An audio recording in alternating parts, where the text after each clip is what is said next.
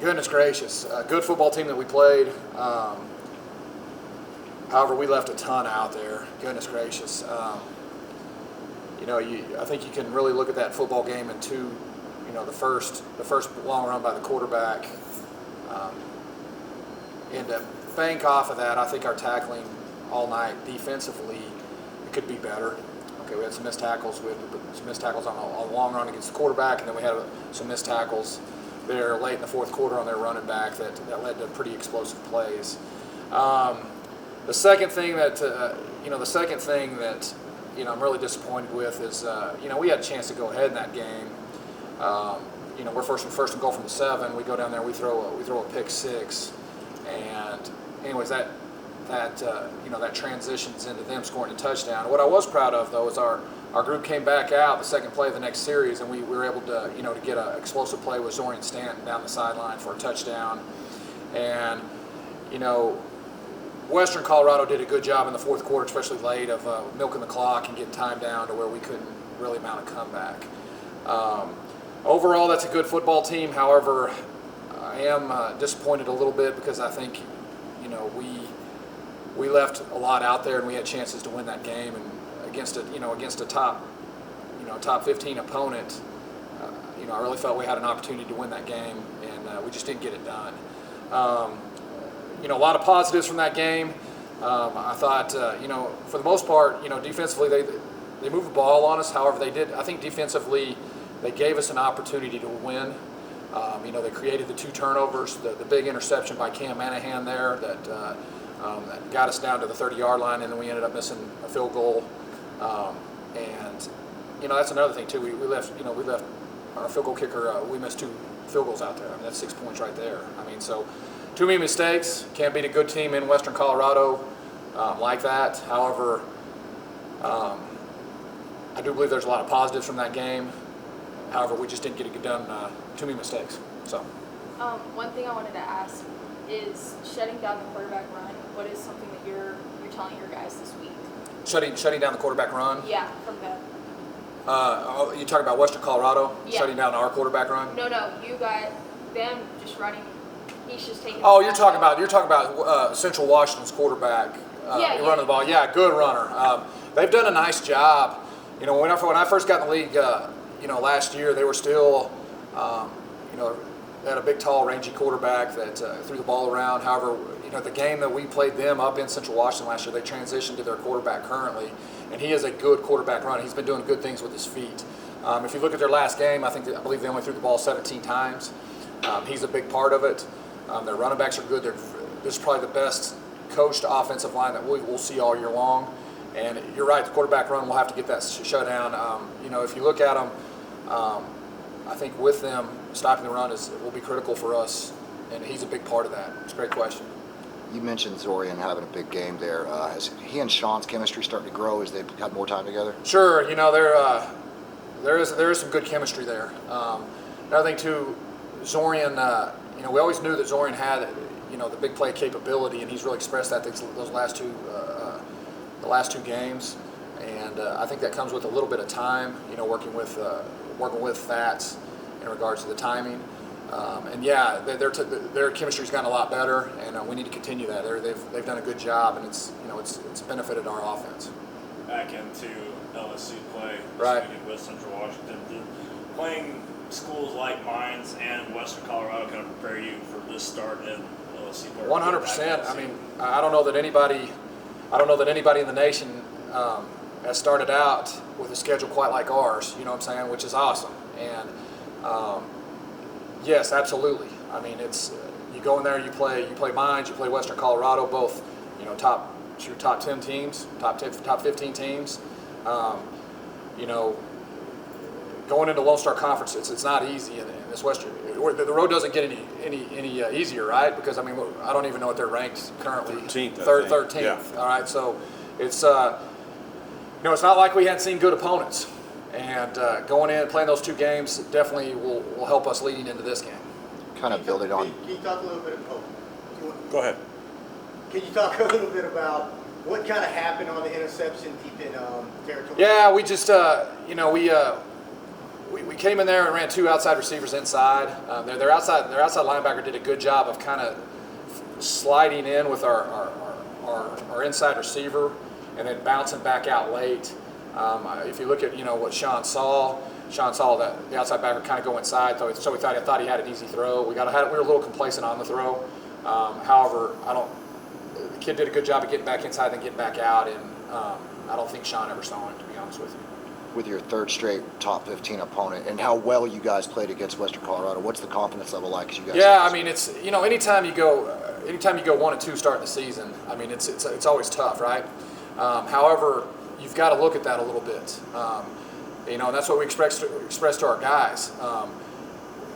Going in and you can look back at the Mines game, we had some chances in there. Okay, but you can look at what we did Saturday night. There's moving into we get to be at home again on Saturday. That's what we're going to try to build on it, and stay positive, and get out there and get Central Washington schemed up to where we put our guys in their best position. Do you schedule that on purpose, tough like that, to get you ready for the LSC? Well, I didn't do any scheduling. Okay. This is my 2nd year. You know what I'm saying? So it's already made. But no, it's I will say this. If we want to get to where we want to go with our program here at West Texas A&M, we have to play those people. And you look at all the great teams in Division II football, they don't have. I mean, you look at first game of the year, you got Fair State going down to Pitt State. You look at you look at Northwest Missouri, their 0-week game, they're playing Minnesota Mankato. I mean, those are all really good football teams, and I mean, you look at Pueblo and University of Texas Permian Basin. I mean, it's if we're gonna go where we want to go, we've got to play these games, and we've got to see what we're like with these teams. Talk about being back at home. Home crowd showed out this last week. Can you expect the same thing? And how did you like it this last week? Oh my gosh, incredible, right? I mean, you go out there, stadium's rocking. The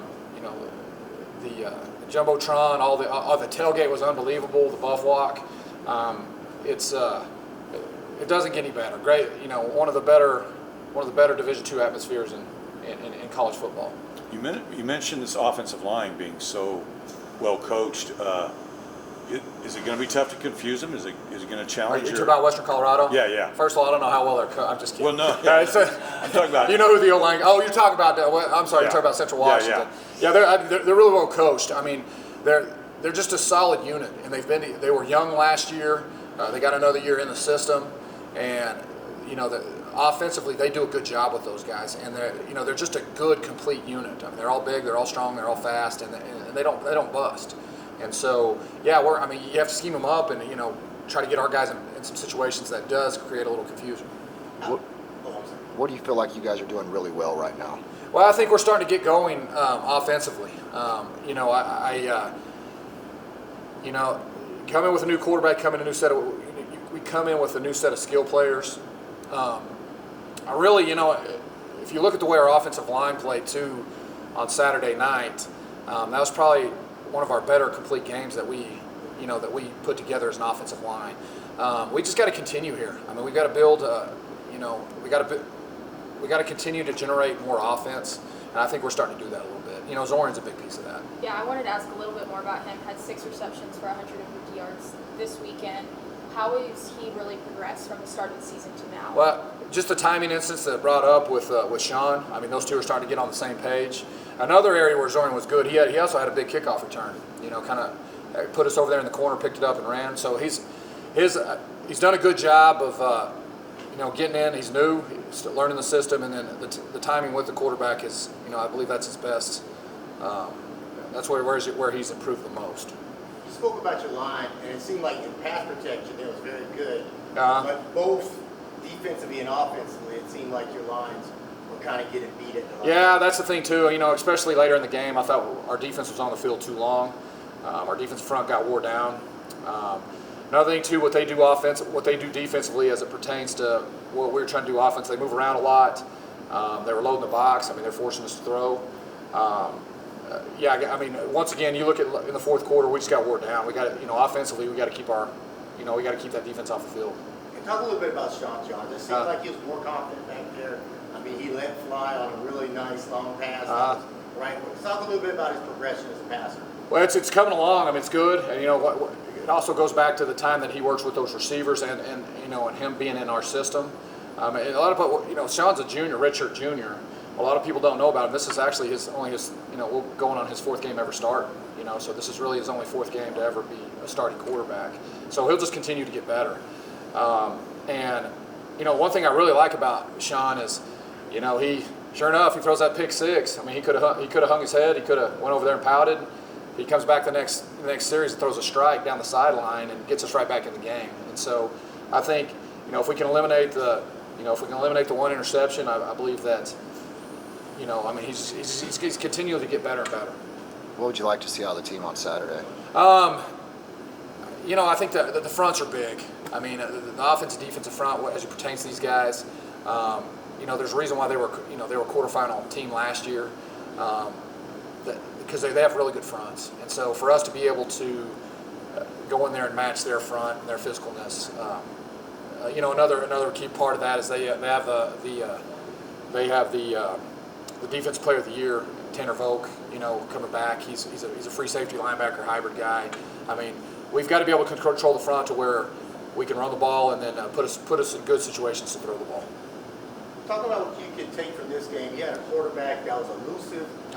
Guys were having a lot of trouble tackling him, and you're going to face a very similar quarterback coming up next week. So talk about some of the lessons and some of the things that you can learn from this game to kind of apply to it next week. Yeah, I mean, if you look at, you know, systematically, you know, what they do with their quarterback run game and what they do just running the football, you know, one thing about it is our defense has seen Sean, you know, throughout the course of the fall semester here in the spring, and you know, getting him shut down to where it puts them to be one-dimensional will be a big part of what we do. Why were you guys wearing white? What's that? Why'd you guys wear the promotional white? deal? The white out. Yeah. Okay. Trying to generate excitement. The marketing team came up with that, so I just went along with it. Gotcha. I like it. What are you wearing Saturday? I don't know if we've had the reveal yet. I don't know if I'm Okay. supposed to break that. All I'm right, sorry. sorry. Goodness gracious. I have Yes, ma'am. Sergio Castillo was honored. Oh, for you. yeah. Talk a little Right. bit about that. Unbelievable guy, right? Another thing too is I wish we could have suited him up. It probably would have helped us, right? Hey, Sergio, man. Sergio he spoke to our team earlier in fall camp, and you talk about a person who, you know, I always like to hear his story. He comes from South Texas. He comes up to West Texas A&M Canyon. Doesn't speak much English, right? Okay. Wants to go home when he first gets here, but doesn't have a way home. So he ends up sticking around, probably being one of the best kickers in Division II football, right? If not, you know, Yeah. I mean, you got to mention his name, right? Yeah. And so, you know, his story and what he's been able to do, and you know, another thing too is it baffles me. I mean, I know the way it works in contracts and all that, but what he's done in the CFL this year is pretty stinking incredible. With what I mean, you know, multiple 50-plus field goals, and just an incredible guy. And what I really like about his grounded. He's humble, and every time he goes out there to kick, he kind of remembers where he came from. You know, South Texas, and he was a Division II guy, and I think that's what makes him great. That did remind me of a question on kickers. Uh-huh. You had kicking issues, but your guy has a hell of a leg. Right. What were kind of the issues with the kicking? Yeah, we actually went with a new kicker. I mean, just because of, you know, we felt like we needed a little more consistency. Preston Gregg was struggling a little bit. Our kickoff guy, the guy that kicked the first 2 games.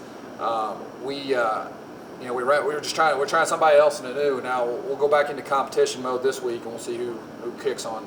But it'll be between Casey and Preston. But we've got to get that area. If we're going to be successful, we got to get that area of our game kicked. You know, the kickoffs and all that's good. If we got a chance to kick field goals and put points on the board, we got to get it done. And that area of our football team needs to get better.